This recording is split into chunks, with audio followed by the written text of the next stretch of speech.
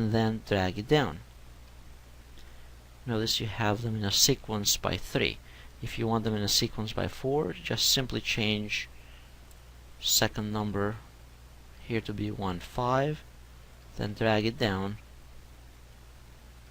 and now you have them in 4s, and so on. So this is very helpful to save you time in entering data if it is in a sequence of some sort. So anything that is in a sequence, this could be used for. Calculating the maximum or finding the highest number in a range of numbers here. Here's how you do it. Let's say in this cell we want to calculate to find the highest number or the maximum number of this range. So what we could do is we can just simply hit the equal sign, and then the function is max, and then we state the range. So our range in our case is from C6 all the way to C14, close the parentheses, hit enter. So the highest number is 500. If we changed it to 550, notice that the number here, it's automatically updated, as well as the total for January and additional totals on the other side here. Now if we want to calculate the minimum, you can do the same thing by entering the formula manually, or you can simply go to this under the editing group and choose one of the functions for minimum, and then you specify the range, hit enter, and the lowest number is 13. Now what about if we want to find the average of all of these expenses? And the average here, we can still go under the editing tool, click on average, select the range, and hit enter. The average for all of those expenses, it's $159. And then if you want to count all of those numbers, how many values you have here, instead of you having to count them manually, you can simply go and put a formula to count them, and you can simply go and choose count numbers, specify the range, hit enter, and it tells you it's 9 of them. Now notice it's showing you in dollars here. However, you can go and change the formatting to just a general number, and that'll tell us that it's only 9 in total. A couple of additional functions that are very common in Excel that you might need to use it from time to time is the division. So dividing two numbers, it's fairly easy. Basically keep in mind that formulas start with the equal sign, and let's say we want to divide this number by this. So basically we just go and click on that cell, and division is represented by the slash, and then choose the other reference, hit enter. That's our actual number. If you want to multiply two numbers, to multiply them, you simply start the formula by using the equal sign, and then choose the first number that you want to multiply by the second one, and hit enter.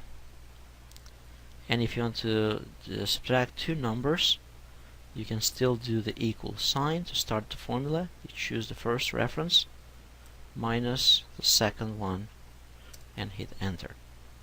It is important that instead of you putting in there 550, for example, minus 13, you always want to put the reference for it, because those numbers could change, and then when the numbers change, the new value will be reflected and calculated as part of that formula. Notice that if I put here the training expense to $150, a whole bunch of numbers will change automatically, such as the total for training, the total for January, all of these minimum, maximum, and so on, as well as those other formulas here. So if I go and put training to $1,000, notice everything is updated automatically. At this time we are going to discuss a concept in regard to the absolute versus relative references. If you remember, when we copied the total, or when we created the formula for the total for January, we simply dragged it to the right, to these sections here. And we did that by simply holding the mouse down and dragging it to the far right. And notice the formula was adjusted accordingly because it was in a sequence. We initially had it to C6 to C14, then the system detected automatically that now you're trying to calculate to put this formula in the next column over, which would be D6 to D14, and then E6 to E14, and so on. However, there may be times when you have a specific locked down value, which means, like in our case here, let's say you have a budget of $20,000, and now there is, because of the bad economy, there is a 5% decrease in your budget. So you're going to calculate your budget. Let's say it was for training, it was $4,000. Now, how do you calculate the difference and also what your new budget is? So notice what we could do here. Now, to find out the difference, basically we have to multiply 4,000 times 5%. Find how much lower, how much the difference will be. So basically, we need to put a formula here, the equal sign, 4,000, which was for this item, times, which is represented by the asterisk, 5%, the value, and hit enter. So our budget is going to go down by $200 in this category. Now you can either enter this manually for each one of them, like to calculate it for office supplies, so you could do the same thing by clicking on E29 times 5%, and that gives us $5 in this case.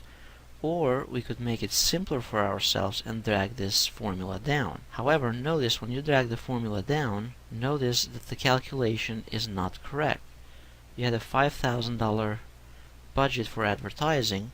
Now, your new value with a 5% decrease in your budget, you have a $20 million budget. So, why did this happen? Notice the formula. It's multiplying E31, which is 5,000, times E28. So E31 times E28. E28 is multiplying 4,000 by 5,000. And that's not the correct formula. So to fix this problem, what you'd do is you'd reference the 5% value, you'd reference E26 as an absolute value so that that doesn't change when you move from one cell to the other. And to lock it down to a specific cell, you'd need to put in a $sign in front of each item here, in front of the column reference and in front of the cell reference, because we don't want this value to change, to move down to the next one down. And then we hit enter. Now that we have that formula in place, notice it's $E, $26, we can drag it down and the value will be calculated correctly. Notice it's always referring to E26.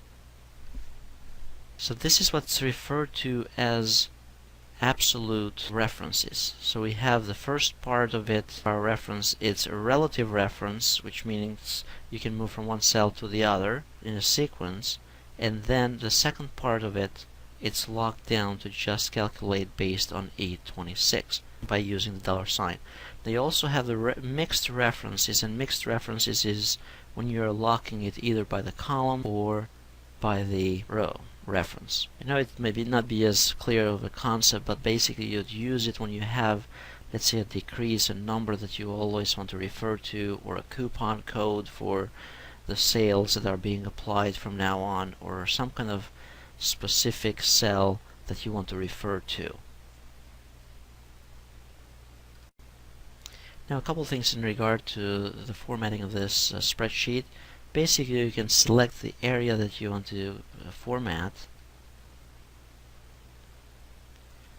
and then in your computer you'll actually have a different toolbar because your screen is going to be larger. In my case, I have to click on this drop down under Styles here, and then I'm going to choose Format as Table. And notice there are many different tables here in different formats, so you can pick any of those, and you could also specify that my table has headers, and then the formatting has been changed automatically for this area. If it is only certain cells that you want to format, you can simply select that cell or a couple of cells or a certain range, and then you can click on Styles here and then choose different styles that you can apply to it, and then change the font size for it. Notice if I want to center this, my office budget, you can simply select, because notice it's not all the way to the right. You can select all these columns or all these cells and then click on merge and center. That's a quick way to format the table without too much work. Now notice as well that in the bottom here there is a little triangle, a little blue triangle. If you want to expand this table to apply the formatting to further more of this area, you can simply drag it down and it's going to include these other sections as part of the table. If I don't want them, I can just bring it up and exclude that section from that same formatting. Well, there are a couple ways to put the headers and footers. Notice under the insert you have all kinds of tools here that you can insert. You can insert pictures just like we did for Microsoft Word. You can insert clip art, shapes, just like in Microsoft Word, remember. And you can also remember you can spin these any direction you want. You can apply the styles and themes as well, just like in Word. And also you can insert smart art. If you remember smart art from Microsoft Word, it's exactly the same component. However, if you want to insert headers and footers, it's also available from header and footer icon under the insert tab. Or another simpler way is by in the bottom here there is a view for page layout. If you click on it, it will give you a preview of what the page will look when you print it out. At this point, notice there is an area here for click to add header, and you can simply add the header for this specific spreadsheet.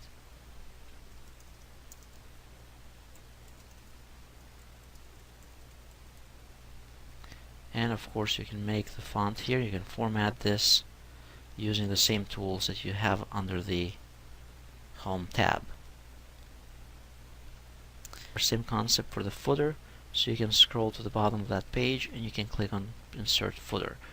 Notice under the headers and footers you can do all kinds of the file name. If you want to switch to the standard view, you can simply click on normal view here and it will display the normal view without the headers and footers.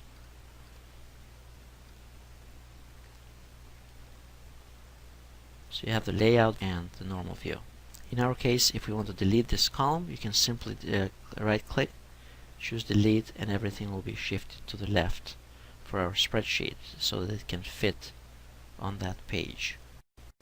Next item I'll briefly discuss is how do we calculate percentages. Supposedly we are dealing with enrollment, so let's say enrollment in 08 and then enrollment in 09. Let's say in 08 we had 240 students that were enrolled as freshmen, and then in 09 we had 375. Notice we want to change this to just basic numbers in our case. We just want general numbers. And then over here we want to express the percent difference. To calculate the percentages correctly, you need to use the following concept. Basically, suppose you invest